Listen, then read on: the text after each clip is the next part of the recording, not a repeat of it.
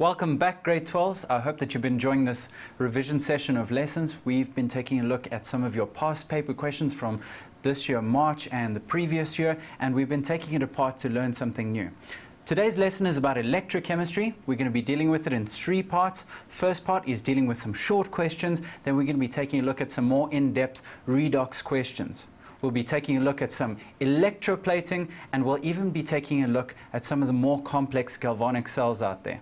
So let's get started with these questions and let's find out a little bit more about electrochemistry. So the first question that we've managed to find here is out of last year's question paper. This is question 2.7 if you're following at home, and it starts to deal with some very basic redox from grade 10.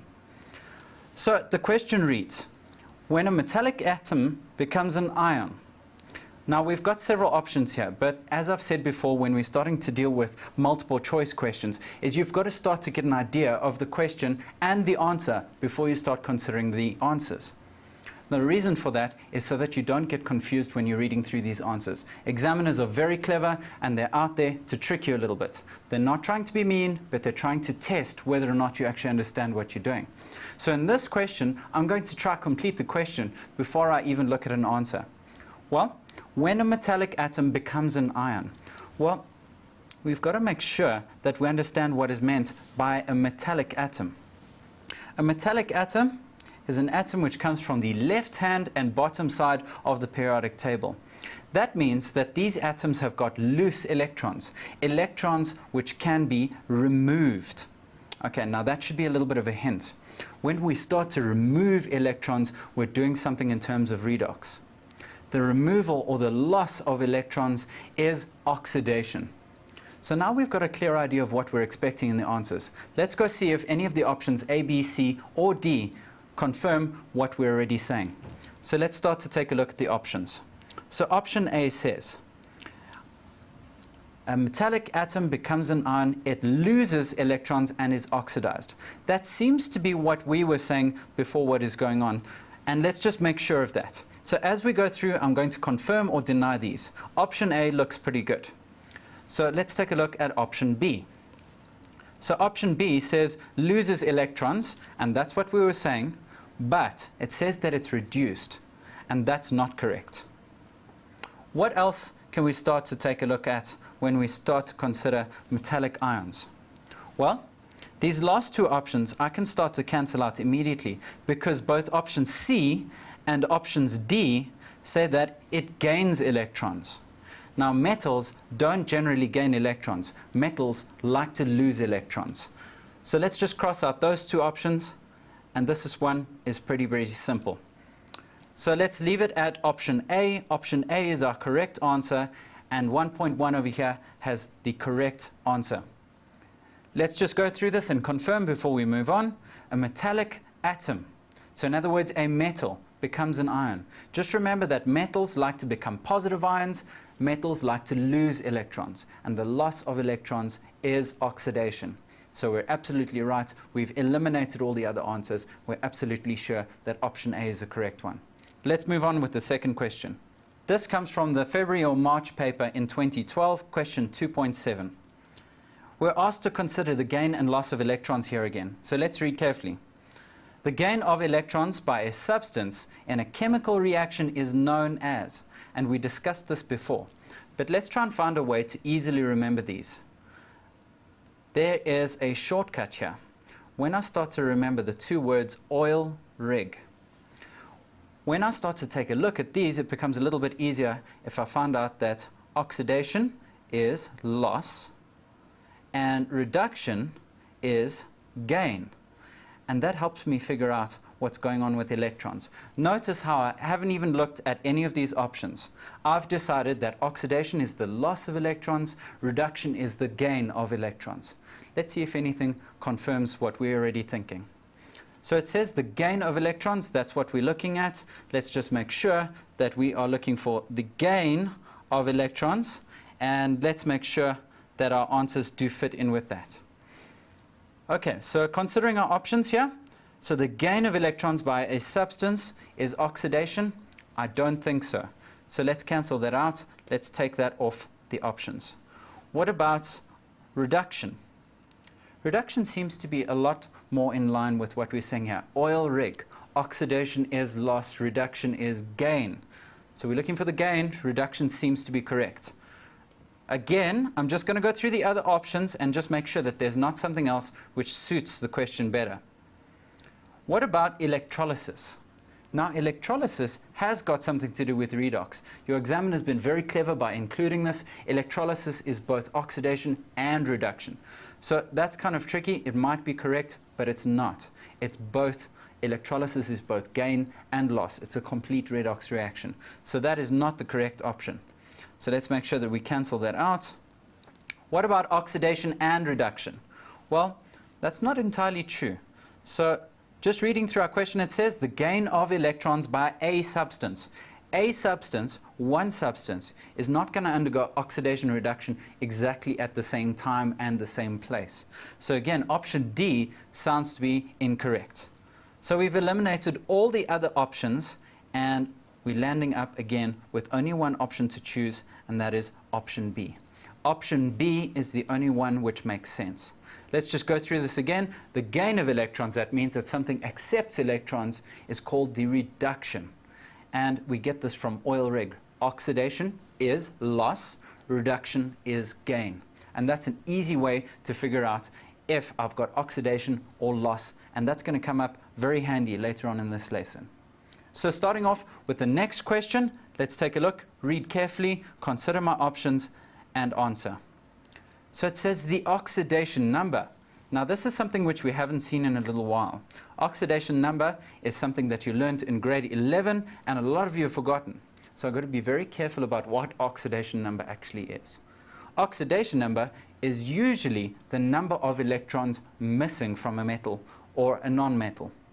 Now that might seem very complicated, and it's a very complicated way of explaining it. So what I'm actually going to show you is an algebraic way of working out the oxidation number. A very simple way to work this out is to find out what's going on inside my compound. So let's split it up and let's find out. Okay, here's how you work out your sum. I need to pay attention to the formula of copper sulfate. Copper sulfate is a neutral compound. I know that because there's no charge attached to my copper sulfate. If there was a charge, I would find something in that corner over there as an exponent or a power if you're thinking in terms of mass, but that's actually the place where I put charges, but I don't see one. So that means that copper sulfate is completely neutral. So there's nothing over there. Let's take copper sulfate and make a sum out of it. So how would I make a sum? Well, the easiest way to do this is to say copper, which is unknown, plus the sulfate ion. Now the sulfate ion, I do know the oxidation number for. Now it's just the mathematical expression of the charge. Now that might seem very complicated and there's a lot of complicated long words in there, but I want you to watch and learn. Sulfate has got a negative charge of 2. Therefore, its oxidation number is -2. So that is the charge from sulfate. Now remember when I said that this entire compound is neutral. That means that all of the oxidation numbers, all of the charges inside my compound will add up to 0. So copper plus sulfate must add up to no charge or 0 charge. So how do I do that? Copper plus -2 equals 0. So when I solve this algebraically, what I'm going to find is that copper minus 2 is equal to 0. And solving for copper, I will find that copper has got a +2 oxidation number. Very, very easy. We've solved this all out. Let me just run through it one more time. To find the oxidation number of something, I need to make a sum out of it. And to make a sum out of copper sulfate, I need to have part of my compound or part of my molecule or whatever it might be that I do know. So copper sulfate is made up of 2 pieces, copper and sulfate. I don't know copper, but I do know sulfate. And I know that copper and sulfate together make a neutral compound. That means that copper sulfate is going to add up to a 0 charge. Now that's the trick to finding out these oxidation numbers. From there, I just solved for the unknown value, and that was copper 2+. So if I look through my options, I can immediately go to one which seems to be correct. and that is option C. I find that none of the others actually seem to match my criteria. None of them seem to be the same answer. And one of the wonderful things about this is you've worked towards the answer without trying to guess. Please make up your mind before you start to consider the options which they've given you. So option C is the correct one. +2 is the oxidation number for copper. So carrying on in terms of redox, let's take a look at some of our other shorter questions. Now this one I particularly like because this one starts to deal with the redox table or the table of reduction potentials. Now that table seems to cause a lot of problems in grade 11s and grade 12s, and it really doesn't need to. I'm going to show you some easy tricks and try and find out how to work with this table, because this table can be your best friend during that exam. So looking through 1.4, it says, which one of the following statements regarding a copper-silver galvanic? Now there's a lot of information there. So let's just figure out what we're talking about here. So I've got copper, that's one piece of information, silver, and I'm told that this is galvanic. Okay, galvanic means that this is a spontaneous reaction. Immediately, I know that this is a spontaneous reaction. Now, that might not mean anything to you, but I've got to make sure that I know what a spontaneous reaction looks like on my table. So let's find out what happens when we've got a spontaneous reaction between copper and silver half cells on my table. I'd like you to grab one of these tables if it's nearby, inside your textbook or a past paper. Even laminate one and draw all over it with a highlighter. I highly recommend that you practice with this table, because this table will be given to you in your exams, and it's a very, very useful way of figuring out how half reactions work. Okay, now before we get too excited, before we get too carried away, what I'd like to do is I'd like to find out what are my potential reactants. That is step one. Always find out what have I got to react with. Well, now remember, I told you that I had copper and silver. So let's circle those on my table. So copper and silver, there we go. So copper and silver, those are both present. Okay, what about their ions? Now remember, when I've got a metal electrode, I need to have its positive ion present with it as well as an electrolyte. So if I say that I have a copper half cell, that means that I have both copper and copper 2+, silver and silver plus. So I've got all these potential reactants. I've got all these chemicals available to me. When I say that I have a copper cell, I've got copper and its ion. A silver cell, silver and its ion. Now I'm going to show you how to work with this table. So step one is to find my reactants. Step two is to find the most spontaneous or the best combination. Now, here's something that you can do for yourself. Get yourself a clear ruler and start to work with this table. Now, when I'm trying to find a spontaneous combination of these things, what I'm going to do is I'm now going to use the arrows on the side here. Now, these arrows on the side are your friend. So this arrow over here on the left-hand side and this arrow on the right-hand side are absolutely your best helpers. So just emphasizing these arrows on both sides, those are going to be your helpers. What they do is they point to the best possible reactant. So I consider the left-hand side. Where does the arrow point? The arrow points downwards. That means that the best reactant is down here. That means that Ag+ is the best reactant on the left-hand side. In other words, Ag+ is the best oxidizing agent. What about the right-hand side? We've got options of using silver or copper. So silver or copper, how do I know which one to choose? The clue is use the arrows. The arrows tell me which one to pick. So if I take a look at my arrows, I find that copper is up at the top, and that's exactly where the arrow is pointing. Now there's another way to find out if my reaction is going to be spontaneous. I take my two reactants which I've now selected, and I draw a line between them from left to right as an arrow. And I'm going to do exactly that. So my arrow is going to start from the one which I've chosen here, all the way up to this side. Now, if this arrow is pointing upwards, in other words, a positive slope, just like in maths when I've got a positive gradient, that means that I've got a spontaneous reaction.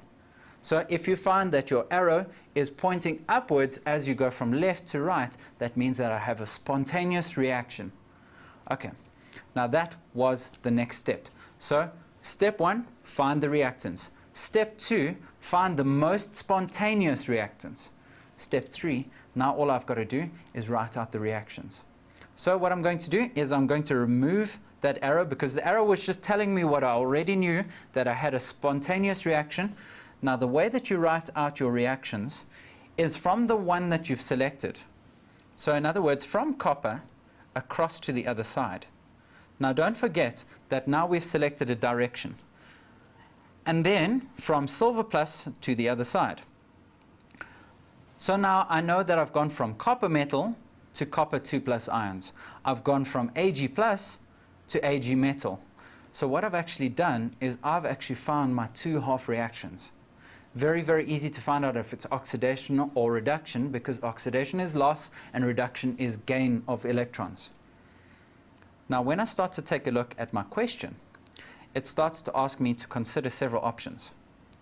The first one says, silver is formed at the anode. Well, let's first of all see if silver is going to be oxidized. Now remember that anode is where oxidation takes place. Cathode, reduction. So anode means oxidation. Now let's see if silver is being formed by oxidation.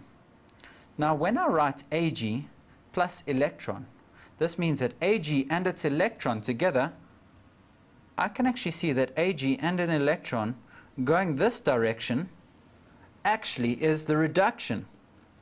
Now reduction, because there's a gain of an electron. Whenever the electron is a reactant, that means that that is reduction. If the electron is going in, that means the reduction is taking place.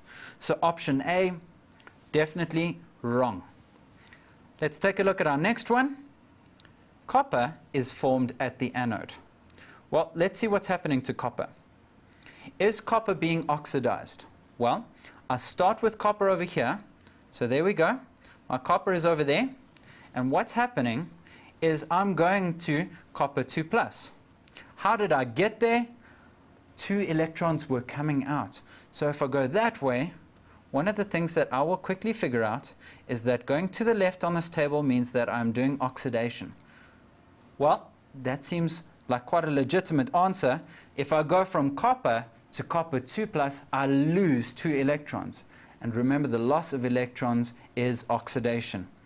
It looks like option B might be the winner.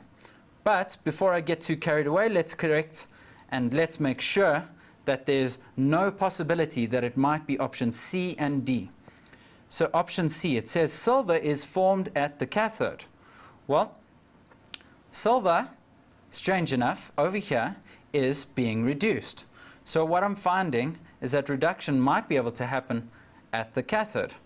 Now that's a little bit confusing. We seem to have 2 right answers here. So there must be some other information that I need to find out here. Okay, copper is formed at the cathode. Well, I know that I can eliminate option D. So when I consider option D, copper was happening and copper was definitely not undergoing my reduction. So that cannot be at the cathode. Now I've got to consider option B or C. Now when I start to take a look at these options, there's a slight difference between option B and option C. And this is going to happen to you during your exams. I know that copper is undergoing oxidation. So the anode part of this is absolutely correct. So anode is correct. Copper is reacting at the anode. Silver is reacting at the cathode. But now there's a slight difference between option B and option C. This word formed.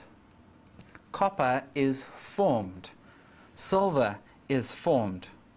That means that these 2 metals must be the products of those reactions. All of a sudden, if I start to take a look at these reactions much more carefully, what I will find is that copper is not a product. It is a reactant. So what I actually find is that initially, because I was so quick and hasty to select things, and you must be very careful about this, grade 12s, is that copper is not formed at the anode. However, that was the anode reaction. It wasn't being formed over there, and they've done this on purpose. So watch out, grade 12s. Let's just confirm that option C is indeed the correct one. If I look on my table, I find that silver is indeed a product. There it is. I can find that silver is definitely being made. That is a product. Silver is a product and it is being formed. There we go, grade 12s. Option C is the correct one in this case. One last short question. Very, very nice. It comes from November 2011, paper 2, and this is question 2.9. I've got to consider two half reactions that occur inside a battery. Now the difficulty in these reactions is that these reactions are not on the redox table. They're not on that table I just showed you. So the first one asked me to consider a zinc solid reacting with hydroxide ions. The second one, I'm dealing with silver oxide and water. Which one of the following statements is correct? Now the problem is that I cannot actually make too many predictions, except here's the one major difference. I look to see where the electrons are. Well, there my electrons are in the first one, and in the second one, I see them on the left-hand side. Okay, now that's very useful information, because the first reaction, when electrons are on the right-hand side, that means that they are being lost, and that this is my oxidation half reaction. Now that's very important. When the electrons are on the left, they are reactants. Something is gaining electrons, and remember, reduction is gain. So reduction is gain. There we go. So that is my reduction half reaction. That might be very helpful. Now my question asks, which one of the following statements is correct? Well, let's consider the options that they've given us, and let's find out. So, Ag solid is reduced. Well, one of the things that I've got to realize is that Ag solid is over here. So Ag solid is a product. Now it's not possible that our product is reacting. The product is coming out of my reaction. So what I'm actually finding is that Ag solid isn't even a reactant. It's not being reduced or oxidized. So Ag solid is not being reduced or oxidized. It's a product. So definitely wrong in that case. So we can cancel out the option A. What about option B? Zinc solid is the anode. Well, zinc solid is a reactant. So let's use that. So zinc solid is a reactant, absolutely. Is the anode. Remember that the anode is where oxidation takes place. Now, that seems to be legitimate. What I'm saying is that zinc solid is undergoing oxidation. We showed that because electrons were coming out. That seems to be correct. Once again, all I've got to do is make sure that the other options aren't correct. So let's do exactly that. We're nearly there, grade 12s. So silver oxide is the negative electrode. Okay, now this one's quite tricky. The negative electrode, that's where there are extra electrons. Negative electrodes are where there are extra electrons. That's usually where electrons are made or given off or manufactured. Now, if I look carefully at my reaction over here, so there we go. Here is my reaction. So what I'm finding is that electrons are being used up by my reaction. If I'm using up electrons, I'm going to have too few electrons. This will be a positive electrode. So I can definitely cancel out option C. What about option D? Last hope. Electrons are transferred from Ag solid to zinc solid. Now, remember what I said. Electrons are going into the half reaction with the reduction.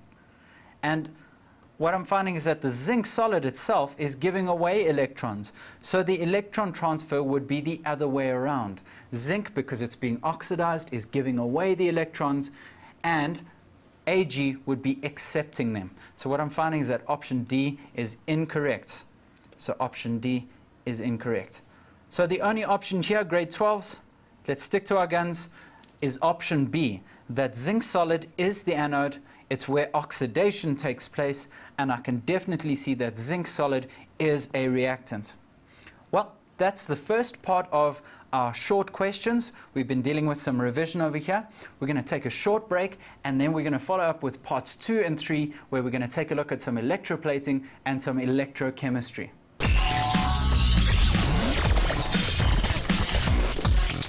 Welcome back, grade 12s. I hope you've been enjoying our revision session, and we're going to get into some long questions to do with the redox questions. Now, these longer questions might seem a little bit more intimidating, but they really don't have to be. So what I'm going to do is I'm going to take a look at question 8 from last year's final.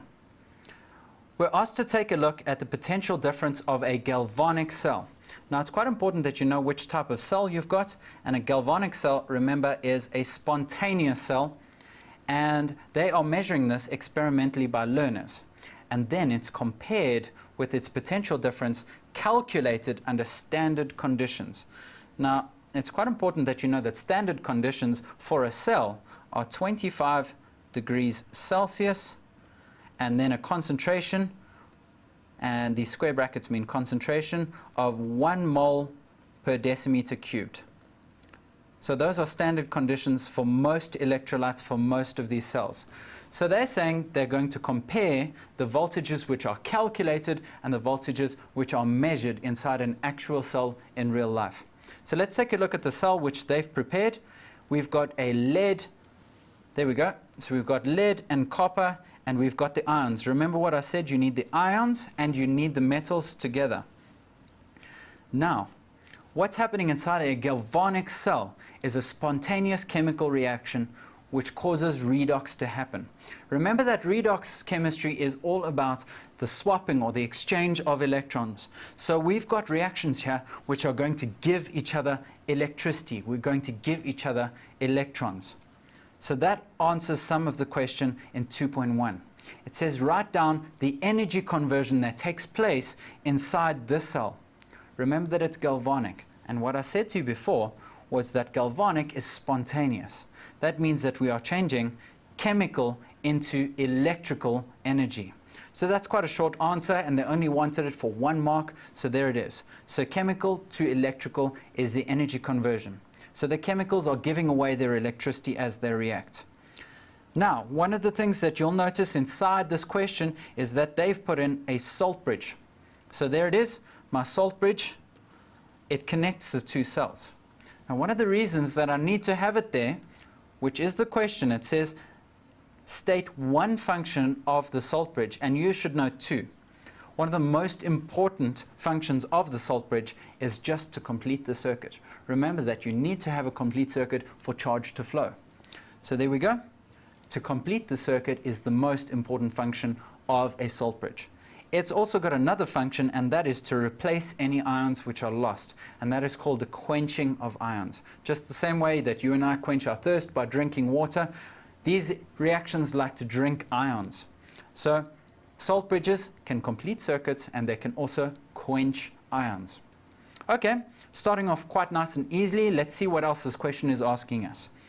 Okay, so now we've got our galvanic cell, and they're asking us some other questions about my galvanic cell of copper, copper 2+, lead, and lead 2+. It says write down the half reaction which takes place at the anode. The problem is that I don't know which one of these is the anode. So to do that, I need to be able to take a look at my table of half reduction potentials. And here we go. So my table pops up over there, and what we're going to do is we're going to run through the steps quite quickly. So let's run through step number 1, is to circle my reactants. There we go. And copper 2+, and copper. Step 2 is to find the best ones, and remember that there are arrows on the side of this table, so I've just taken a snapshot. These arrows tell me which ones to pick. So on the left-hand side, the best reaction over here starts with copper 2+, and on the right, the best one starts with Pb. Now the reaction that they're looking for is the half reaction that takes place at the anode. So which one is undergoing oxidation? Now remember that when you go left over here on this table, that is oxidation. When we go to the right, let's just make some space there, that is reduction. Okay, so the one that we're actually looking for is the oxidation half reaction, and that means Pb goes to Pb2+, and that is the oxidation half reaction. Oxidation happens at the anode. So let's write down that anode reaction. We start with Pb, and let's pop it up nice and neatly for those of you taking some notes at home, and I hope you all are. There we go. So Pb goes to make 2 plus 2 electrons. I just want to make sure that everyone notices that this arrow has only got one direction, because on the table it's got 2. Now that we've decided which one is oxidation, which one's reduction, that only takes place in one direction. So that means one-sided arrow, not that two-directional equilibrium arrow. That's not the one to use in this case. So 2.4 goes on to ask us, it says, in which direction do electrons flow in the external circuit when the cell delivers a current? Now this one's quite tricky. We need to figure out, is electron current going from copper to lead or lead to copper? So let's look at our cell, let's draw in some pictures, let's consider the reactions, and let's see what's going on. Okay, so let's write in the reaction which we know. We know that Pb is becoming Pb2+, and very importantly, Pb is giving away 2 electrons. And there it is, there's my answer. These 2 electrons are coming out of that reaction. That means that the only place that electrons can go is through the wire, through the external circuit. Let's just make sure on the other side, let's see what other reaction there is. Notice that you've got copper, and copper is going to copper 2+. So if copper 2+ plus 2 electrons, and that was the other reaction which we found, goes to copper, that one needs electrons. This one needs those electrons to be there. So when I've got this reaction over here, what I'm going to find is that those electrons are needed. That means that the electrons must come from the outside circuit to do that. So that gives me the answers to question 2.4. 2.4 tells me that the answer is that lead gives them away and copper is the place that they're going to, because lead is undergoing oxidation, copper is undergoing reduction. Lead gives away its electrons, copper takes them in. And I can actually find out that lead is giving away those electrons. So lead must actually be the negative electrode. So we can actually write in the charges over here. So lead is the negative, copper is the positive. Okay, so I hope that you can understand these steps that I did here. Step 1 was to circle the correct reactants. Step 2 is to find the best ones. Step 3 is to find the reactions which are actually happening to those. So I found my reactants. I found lead, lead 2+, copper, copper 2+. Then I used the arrows on the side of the table, and that actually allowed me to find out which ones were the best ones for the job. Okay, carrying on in this question. This question is quite a lengthy one, but it's a very good in-depth one, and it's an excellent example of what you should expect. Okay, now we might start getting into the experimental stuff. Okay, now we're asked to figure out what the balanced net or overall cell reaction might be.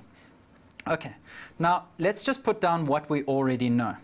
So if I take a look at this table, I found out that I went from lead across to the other side. I went from copper 2+ across to the other side. So what I'm going to do is I'm going to write down those 2 half reactions next to each other.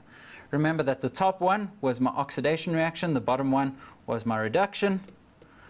So let's just write them out in the correct manner. So oxidation, we don't have to do that first, but I've chosen to. Remember the one direction of the arrow, so Pb goes to Pb2+. There we go. Plus the 2 electrons which are coming off. Where do the electrons go? Well, copper, as a 2+ ion, seems to like those electrons. So copper is going to take the electrons away from the lead. So 2 electrons go into that reaction and make copper metal. So step 1 to getting a balanced or net overall reaction is I need to write down my oxidation and reduction half reactions. It's not a bad idea to label them. The top one is my oxidation half, and the bottom one is my reduction half. And now we can proceed. Step 2 is to find out if the electrons are balanced. I've got 2 electrons involved in the first one, 2 electrons involved in the second one. Lead gives away 2, copper takes 2. So they are indeed balanced. You'll find some examples in textbooks where they are not balanced, and you might need to use a lowest common multiple to solve your questions. So what I find in this one, because it's 2 and 2 electrons, we don't need to do that. Now what I can do is I can write everything on the left together. So that means lead and copper 2+ are my reactants, Pb2+ and copper metal are going to be my products. What does it look like as a completed reaction? There we go. We can see that lead and copper 2+ go on the left as reactants, Pb2+ and copper become my products. So what I'm going to find is that lead and copper 2+ are going to react with each other and go to make my products of lead ions and copper metal. Now they can ask you about the loss or gain of mass of electrodes in this case. So I just want to pay attention to that very quickly. Now the lead, because it's undergoing oxidation and it's becoming ions, what we're going to find is that lead is going to undergo a mass loss. That's because lead is turning into ions which dissolve. Now on the left-hand side, I find that copper is being manufactured or made.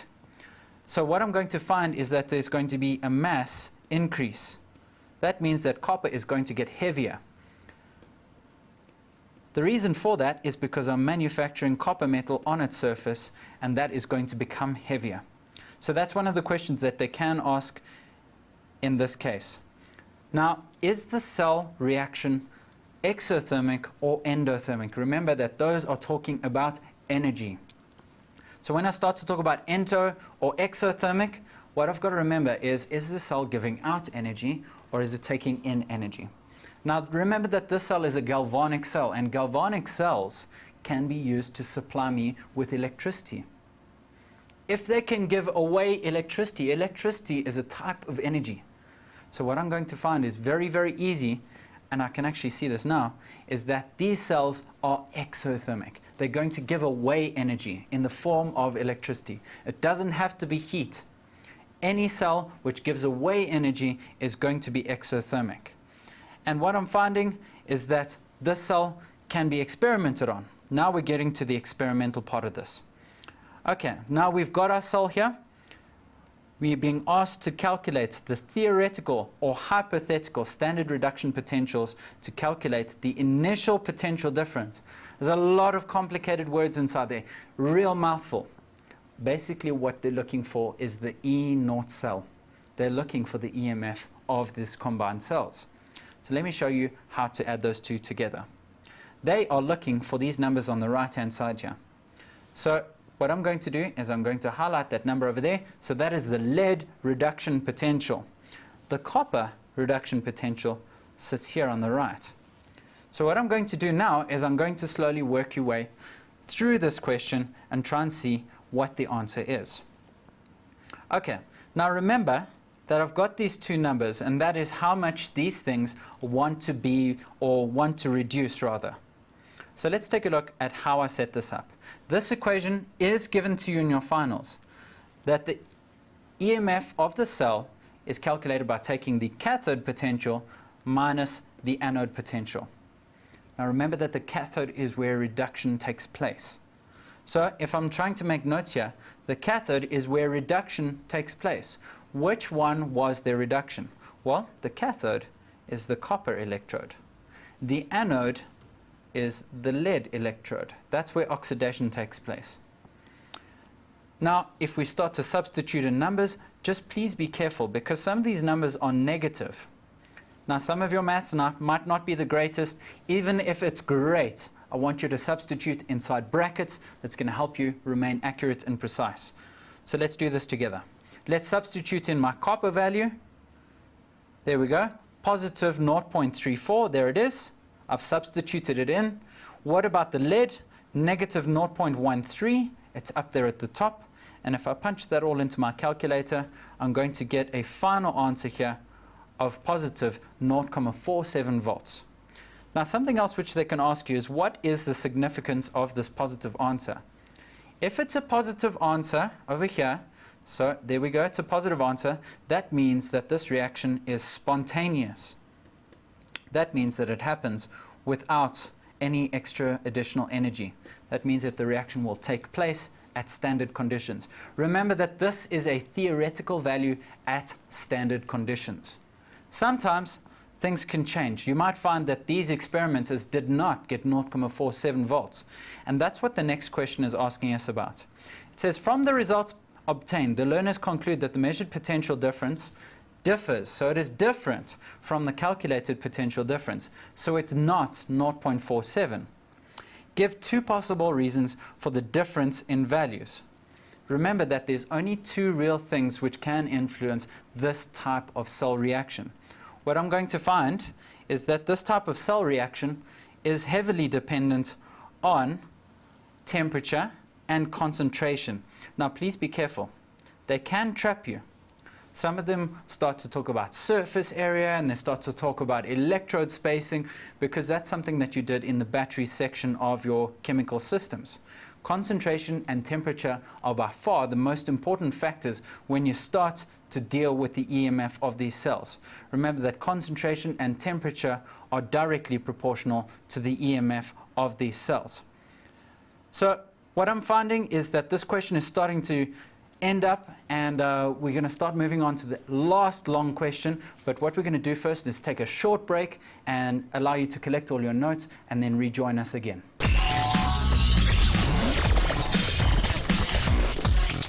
And welcome back, grade 12s. I hope that you're learning lots in our electrochemistry, redox and electrochemical cells. Now we're starting to take a look at something which is slightly different. A very difficult question which I particularly liked. This is from the November 2011 paper, and it's question 9 in paper 2. Now this question is quite typical. It starts to deal with something which seems quite simple, and it's really not. What they start to do is they give you an electrolytic cell. Now, so far we've been dealing mainly with galvanic cells. Electrolytic cells deal with cells which are non-spontaneous. So in this, the electrolytic cell represented below 2 carbon rods. Now the reason that they might use carbon rods is that carbon rods are inert.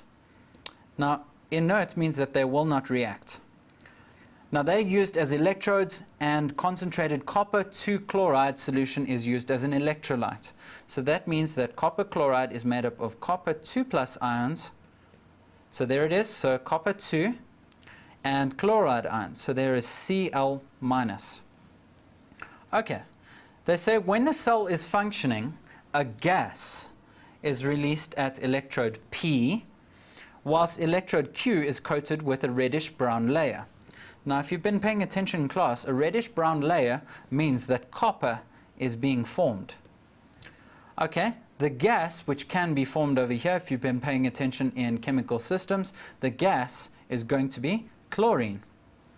Okay, so they're telling me that electrode P, this is where chlorine is being formed. At electrode Q, this is where copper is being formed. So, it says to us, we need to define the term electrolyte. Remember that an electrolyte is something that you can drink, not this electrolyte. This electrolyte is toxic, but an electrolyte is any conductive solution of ions. So that's quite a short definition for it. An electrolyte must be conductive. So it's a conductive ionic solution, and that's what they're looking for there. It is definitely conductive, and it's usually a solution. Okay, now we're being asked to do a little bit of redox. Write down a half reaction to explain the observation made at electrode P. Let's take a look at the original diagram and find out what's going on here.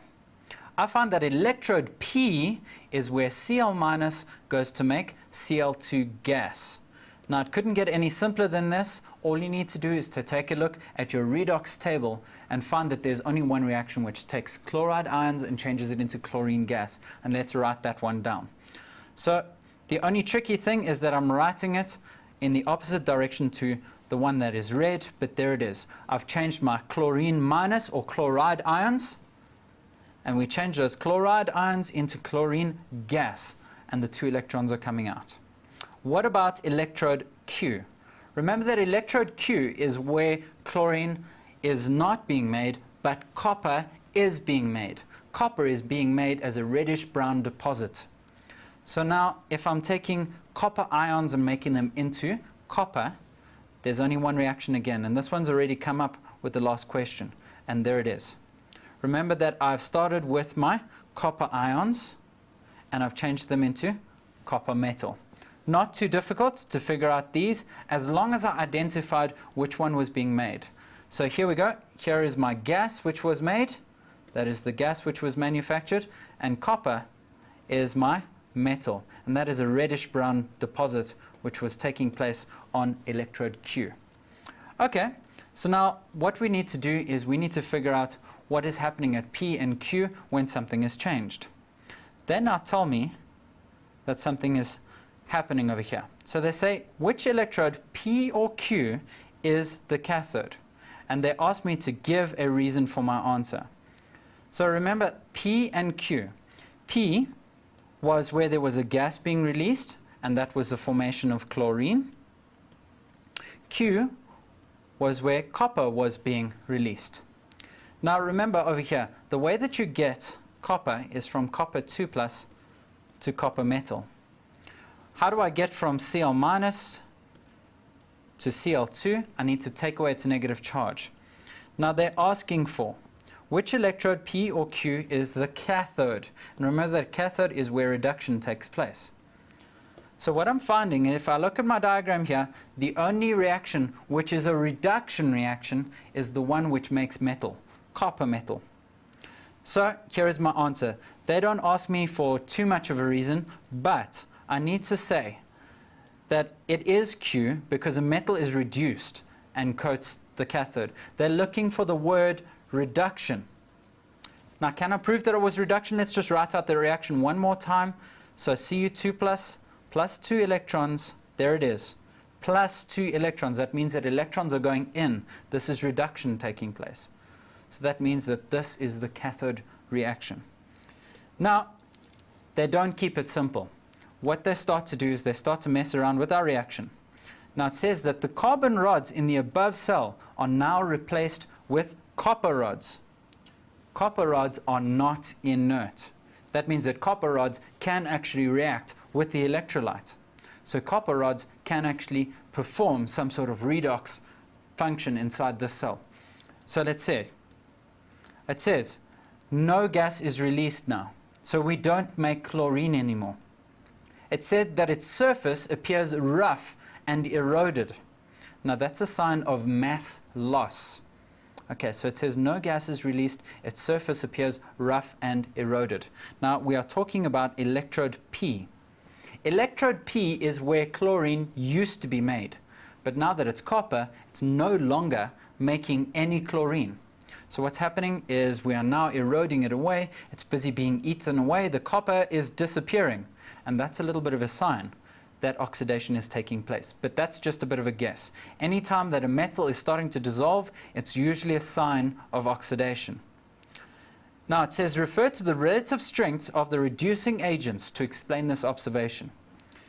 All right, well, my reducing agents, here they are.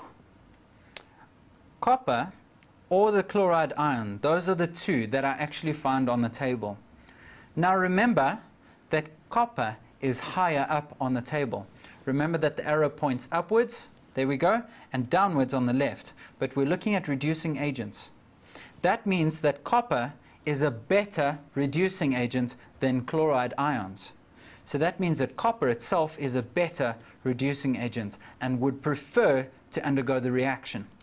So chlorine no longer gets produced. That means that chloride ions are now a spectator ion.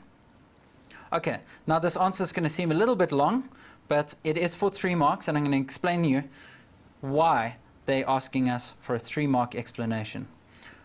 Copper is more likely to oxidize, so that's our first mark.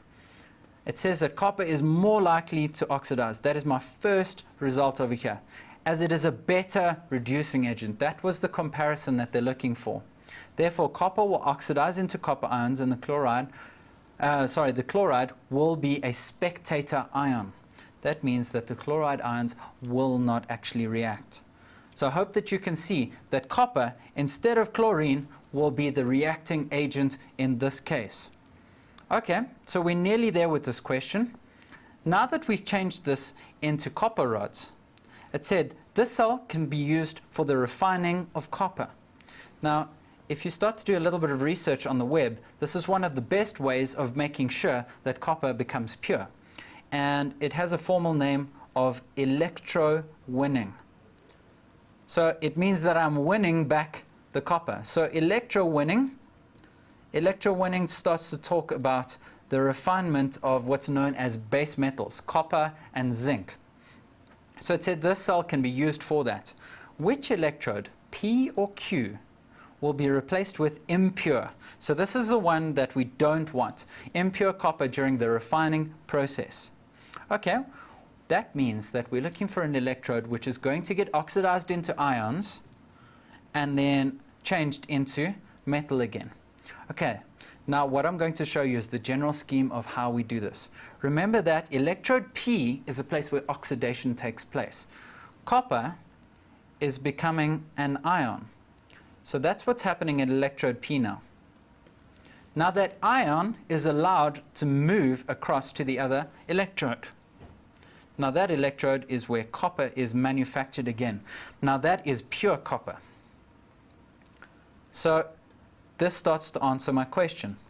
P is the impure one. That's the one that I want to dissolve. I want to get rid of the impurities.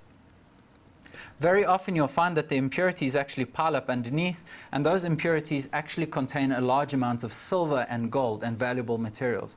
So that is actually recycled and is quite useful. So that answers my question over there.